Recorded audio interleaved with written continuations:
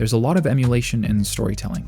It's hard to write a story, so it's not uncommon for writers to rely on specific emulatable systems. Human beings often share 99% of their DNA with one another, but that 0.1% allows for a huge range of versatility. And in the same vein, stories can be very similar to one another, but when unique individual parts are implemented correctly, they can be very different.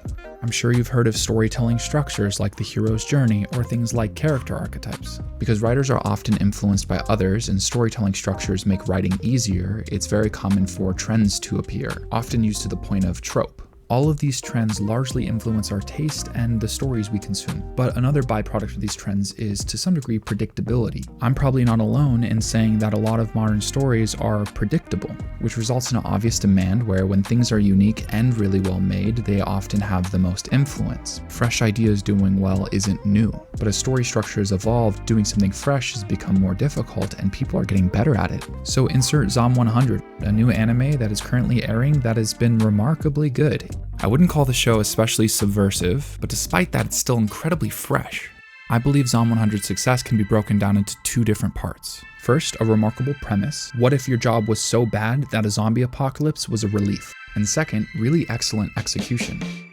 Coming up with an idea is hard, but doing it well is even harder. A lot of shows fail to figure out where to go next after coming up with an incredibly strong premise, because replicating success isn't easy. But I think what makes Zom 100 so special is the way it engages in a lot of anime trope while still feeling very fresh and kind of unpredictable.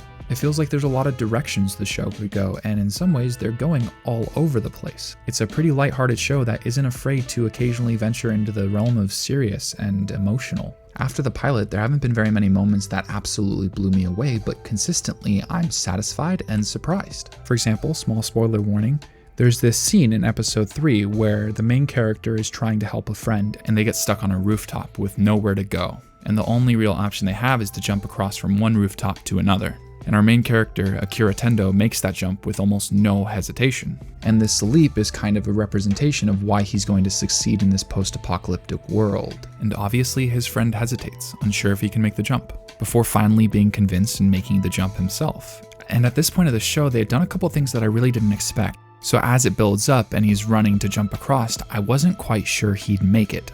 Of course he did, because I would say that the general tone of the show is optimistic, but there have been a couple brutal scenes that made me question who is protected by plot armor and who isn't. And I think that makes for a really good show. And after I'd finished the pilot, I was nervous that the show might be a little bit single tone, a great start, but empty in the end. Because the show keeps making decisions that show for a large range of emotional diversity. This could also work against the show, as going from happy to sad and happy again so quickly could result in a kind of emotional whiplash. But I want to talk about some of these specific examples. So this is the point where I have to give a bigger spoiler warning. We're going to be talking up to Season 1, Episode 4 of Zom 100. There are 3 scenes from the show that I want to talk about today that really worked, resulting so far in a surprising and very enjoyable show. Starting first with this love interest they introduced in the pilot. It kind of functions a little bit as a false flag, but also creates for a really interesting scene. Once the zombie apocalypse really settles in, he realizes he wants to go see if she's still alive, only to realize that both her and her boss at her apartment are now zombies. This scene does a lot to set up multiple things. First, it showcases his almost selfish selflessness, immediately going out into the dangerous world to find the girl that he loves. But also, it's a really nice bookend for the last 3 years that were miserable at his job.